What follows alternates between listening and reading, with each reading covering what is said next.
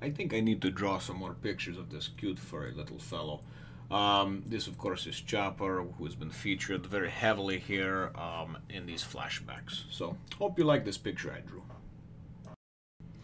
One Piece, Chapter 144, Snowtail. Well, hello, my brothers and sisters of the Nerd Nation. I, as always, am Jim, here to bring you another review on the action-packed, awesome, epic tale of One Piece. Our last chapter and the last few have kept us in flashbacks. Primarily, that's been primarily the focus is obviously Chopper and his relationship with Dr. Hiruluk, and just how he came to be with Dr. Kureha and what happened and transpired 6 years ago. So at the end of the chapter, we were left off with Dalton being had been summoned to Wapol's kingly chambers, and him not agreeing to some sort of plan that Wapol had devised. So that's kind of how we were left hanging. The plan that he had devised was something to entrap or ensnare or catch Dr. Hiruluk, who is one of the last doctors, not of the 20 that Wapol controls on the island. So that's where we left off. That's where we begin. And this is really, truly a sad, almost disheartening chapter. The Amiudake mushroom is that Chopper had found that, of course, and through much sacrifice of his own being, because he had been hurt very, very badly, and had appeared towards the end of the chapter and bursting in, and knowing that Dr. Hiruluk was dying, wanted to save him. So that's where things begin, and he makes this soup for Dr. Hiruluk, and he's eating it, and he's like, "Oh boy, is that good, doctor?" And he says, "No, it tastes terrible." He says, "But that's okay." He said, "Medicine." He says, "That's when it's good medicine and that it's working if it tastes terrible." So he obviously is trying to comfort Chopper, because Chopper is very sensitive. He's a very sensitive little fella. So he then goes in, and Chopper kind of looks over at his glassware that he has, all the different stuff from the potions and tonics and things that he's trying to make to to be able to somehow or another grow cherry blossoms. And all of a sudden he sees some sort of reaction at bubbling up a certain way, and he says, "Doctor, look," and Hiruluk is like, "Wow, that's I've never seen it do that before," and this and that. And then he's like, "Finally, after 30 years, I've finally been able to, I've finally come upon the answer, what I need to be able to grow cherry blossoms on the island." So whatever it is, whatever synthetic potion he was devising has now been created. So the doctor goes and he gets ready to go on his way. He says he's feeling much better already. Thanks, Chopper. Has an interaction with him about how he's going to be a great doctor because he cares so much about people, has a big heart. And then tells him, "Listen, you stay here because you're pretty messed up as it is from your from getting the Amiudake mushroom." And so he goes and he says, "Okay, doctor." So Dr. Hiruluk goes and takes off and goes over, and we see him in the next page. He goes to visit Dr. Kureha. And he comes in and he's like, "Listen, we got this country is in crisis." And she's like, "Yeah, I know. I heard that the 20 doctors are sick, right?" And he's like, "Yeah, you don't understand." And she's like, "Don't worry, just leave it alone. It'll pass over. It'll blow over." So he's like, "Listen, I need you to go. I finally, come up with the secret." He's got this little bag, and he's like, I need you to carry on my work, and I need you to teach Chopper how to be a doctor and this and that." She's like, "What? No, are you crazy?" She's like, first of all, she was telling me you still got 2 weeks left to live, right, from the little thing that she did. And secondly, she's like, "I don't want to help you with anything because you never have any money to pay for it, And she's all about the money. "Show me the money." And and he doesn't have any to pay her. So, and he's like begging her. He's like, "No, please, I'm telling you, Chopper's got a good, kind heart, and he really needs somebody to take him under his wing and teach him medicine. That's what he wants to do." And he kind of just goes and then leaves. He's going to go be on his way. And she's just like, "God damn fool! I think I'm going to carry on his work and do that. What's the matter with him?" And he just kind of goes and he says, he knows her and the type of person she is. She may act one way, but she does things in another way. And he believes that she'll do the right thing. So then we go and we see what the 20 doctors being sick has of course affected the town, because back at the town you've got people going, "And my kid's sick. There was supposed to be a doctor here a week ago, and this happened and that happened, and we need medicine, we need doctors, right?" And the military police or whatever, the guard, they're just kind of there like, "Hey, listen, there's nothing we can do about it," right? So all of a sudden, Dr. Hiruluk, he kind of bounces in there, and he's throwing his bombs around and everything. He grabs a guy at gunpoint, one of the guys that operates the lifts that goes up to the castle, and he's like, "You're gonna take me to the castle now." So you kind of start to see his plan unfold. So you know, he goes and he gets on one of those. It's almost like a ski lift type deal. You know what I mean, where it takes him up, whatever, or almost like a cable car, I guess is what you would call it. It goes across or up mountains. So he gets on this bad boy, and then it goes and it cuts back to his home. And Kureha comes over there and kind of bursts in, you know, and Chopper's like freaking out. She's like, don't worry, I know about you. I know you can talk, this and that.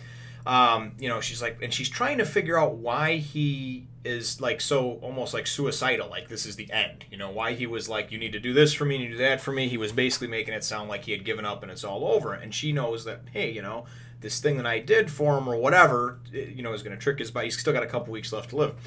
So Chopper's all like proud of himself. He's like, oh, the doctor was feeling much better, you know. He's got the, you know, I gave him the Amiudake mushroom, right? And she's like, you what? She's like, no, he's not feeling much better. He's going to die. It's an incurable disease. Didn't you hear that at my place, you know? And he's, no, I got him the mushroom and I got him this. And so she starts putting two and two together and she's like, you idiot. She's like, that mushroom is poisonous. She goes, if it's deadly. If you eat that or ingest it, you die within an hour, right? And we see, you know, and the doctor, as he was, you know, getting in that cable car, he's like, hurry up, you know, I don't got much time. So now we can see what happened, right? He wound up, even though he had a couple weeks left, he ate that damn thing, maybe to appease Chopper because he's seen what he went through for it, and then he loved him that much and he cared for him. I don't know. But he ate it, right? So this is, you know, this is very, very disheartening and saddening when you think about it, because Chopper's only friend in his life. And, I mean, he was going either way, but, you know, now he's got like an hour left to live. So Chopper's like, no, he's insisting. He's like, you don't understand. I looked it up in this book, you know. Well, Chopper goes and pulls out this book, and here's where the real gut-wrenching part comes in. If you remember Dr. Hiruluk telling him and raising the flag with the pirate flag, the skull and crossbones with the cherry blossoms on it, you know, basically, you know, if you're a pirate, you can do anything. You can fight against these diseases. We can fight against and tell them they're not going to take us. Chopper, being the simple-minded animal that he was, even though he's, you know, got some intelligence to him, he opened up this book and looked at it, and he saw this damn mushroom in it, and there's a skull and crossbones next to it, and he didn't associate a skull and crossbones with that being poisonous or deadly, that being like the universal symbol for that.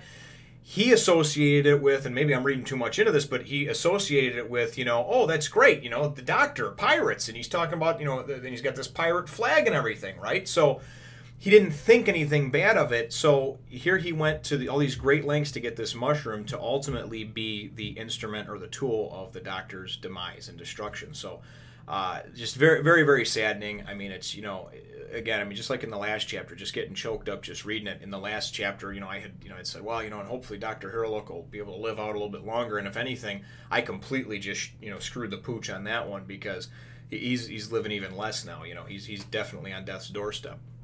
So you really, truly feel bad for Chopper. You know, Kureha tried to explain it to him, but she doesn't have a good way about her. So she was pretty much just like, you idiot, don't you realize, blah, blah, blah. And she goes taking off, bursting out of there, leaving. Or Chopper goes, you know, leaving and taking off, you know, and maybe he's hoping that he can get to the doctor in time. I don't know.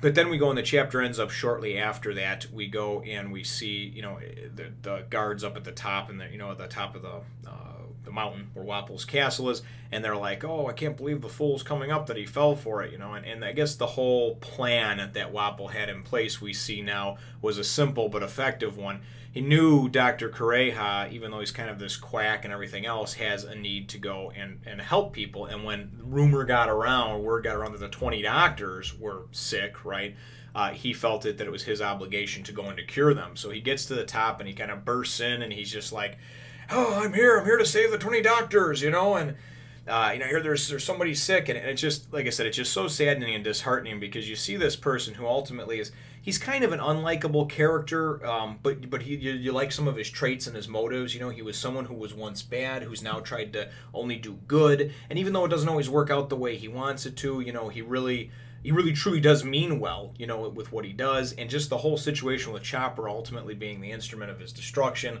It just really, really, man, it's I don't even know what to say beyond. It's just, you know, I read it earlier, and normally I record right away, but I was just a little bit kind of flustered, and I wound up reading it again, you know, so I could get my thoughts out clearly and just kind of let everything settle, because it definitely wasn't a great feeling after seeing all that happen. So, you know, but the chapter question over here is, you know, I don't even know if I can think of a good one. I honestly don't. So I think I just think that the chapter question for this one is going to be, you know, we've gone through this before in a few of the other emotionally lifting parts, I guess, or emotionally disturbing parts of One Piece. But my chapter question is going to be, you know, what did you feel when you read this? You know, and there's no right or wrong answer, so I don't want anybody being like, oh, I didn't feel anything, and I don't know why. Some people just don't relate as deeply to things like that for whatever reason or another. It's no big deal. The same thing has happened to me in many different, you know, instances before. A movie or something that I see that everybody else is like bawling at, and I'm just kind of like, oh, whatever.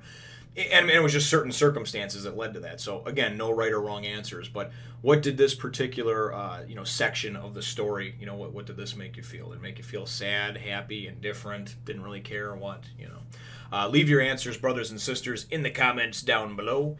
Feel free to hit the thumbs up, the like button if you think that I deserve it, and then subscribe if you haven't done so already. We'll look forward to catching you in the next one, Nation.